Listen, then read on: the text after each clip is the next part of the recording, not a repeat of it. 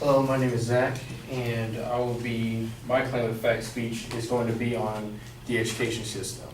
And today, I'm telling you about how the education system in the United States fails the minority groups today. And my secondary claims to back up that is how the education system inadequately supports schools that are predominantly minorities, how they fail to provide minorities with proper resources. Also, how they practice methods to discourage minorities into receiving education. So going off the first one, when I'm saying that the education system inadequately supports schools containing predominantly minorities, in my article that I found on Brookings, they stated that minority schools are funded way below those in neighboring suburban districts.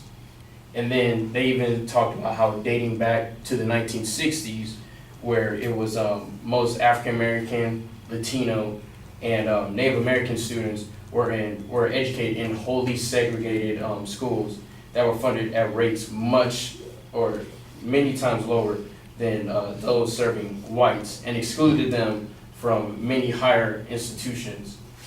And this is even just like a few years after the Brown versus Board of Education, where it's not all about, separate but equal. And then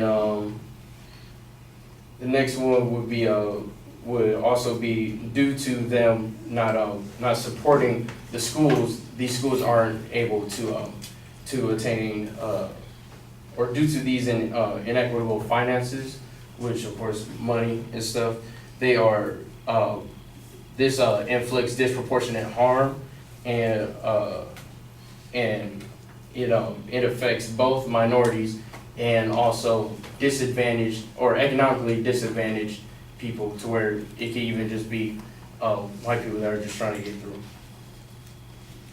Now my secondary claim would be how the education system fails to provide the proper resources.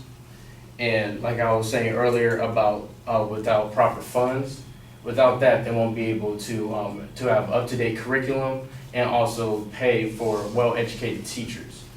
And there was a study that showed in Tennessee that that elementary school students that were assigned an ineffective teacher for 3 years was scored nearly 50 percentile points lower on achievement tests than those that received or that were assigned highly effective teachers for over the same period of time. And then also on top of that, even children at a young age differ, where from a minority kid or a minority child to a white child, when there was another study by the U.S. News that shows 91% of white children aged 3 to 5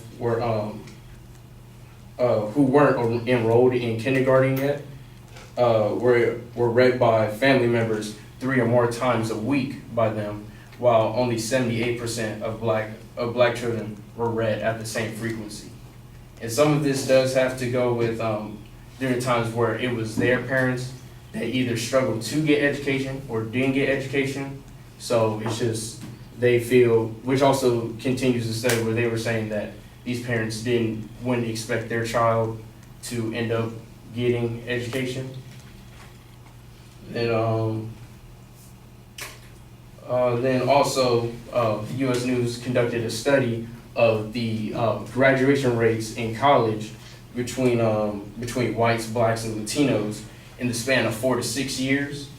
And as they did this study, even though the number in each race increased, it always went from white being the highest, Latino in the middle, and then blacks that were the least.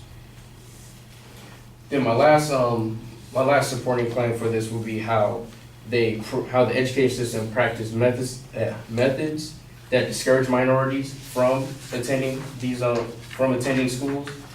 And Huffington Post made these methods specific by including trafficking, tracking grade retention, out-of-school suspensions, expulsions, and one-size-fits-all zero tolerance policies. And in these, it was mostly aimed towards minorities. To be really specific, aimed more towards blacks, which discouraged them, or it contributed to their discouragement, disengagement, and also eventual dropout, which also caused them to end up getting themselves into crimes,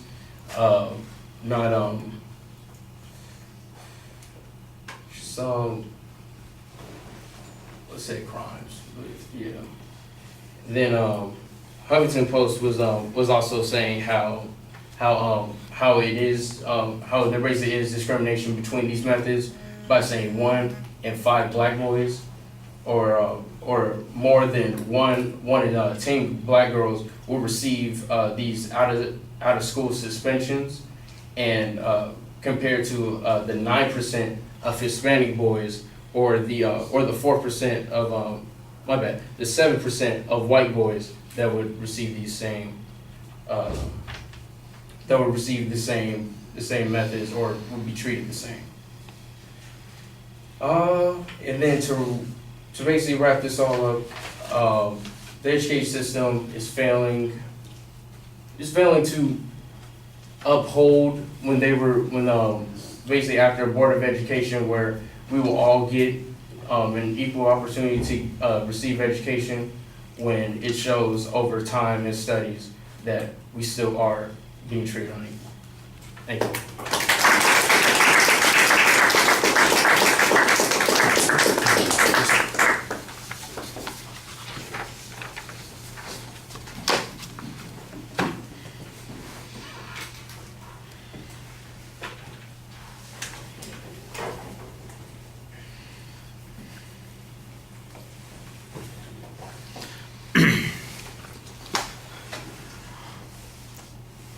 Right, the strong parts of the speech involve the proposition. It's very clearly identified. There's a good structure, although some of the supporting points are phrased like they're informative speeches instead of declarative sentences, although ultimately you got to those declarative sentences. In the preview, you don't keep the numbering system, but in the body of the speech, you did number them. So I thought that was helpful at keeping everything somewhat organized. The information on the first point, I think, is not as strong as it needs to be. You cite some rates of funding of schools from the 1960s, and you don't have a source on it, and I'm going, well, that's 50 years ago. What are we looking at now? Where's the data that talks about how there is disproportionate funding right now? That should not be that hard to come by to demonstrate what is essentially the fundamental point that you're making. I don't have any data that I could point to from anything in the last 50 years in your speech that shows that schools that are predominantly minority get less money per student than schools that have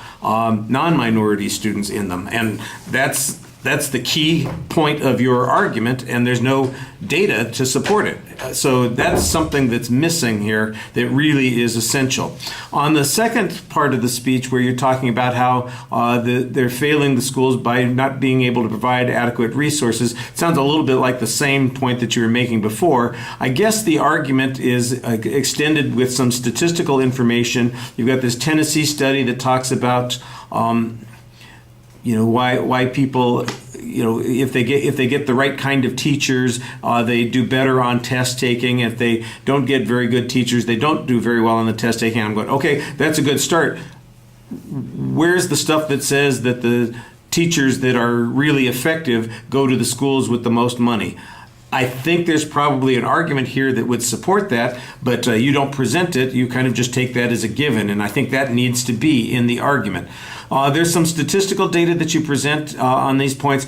I'm almost positive that the U.S. News did not conduct a study. They are reporting on a study that appeared, so you want to make sure that you find the original source for that statistical information. That statistical information, by the way, about kids and whether or not they're read to by their parents, it wasn't clear how that was linked to the schools. That sounds to me like it's the influence of the parents rather than the influence of the schools themselves. If there's an argument that suggests that the parents don't read to their kids because they were neglected as children and therefore they don't see it as being of particular importance, that's a huge inferential leap, and you need to provide some data that supports that particular conclusion. That's about the closest I can get to making that point work for you.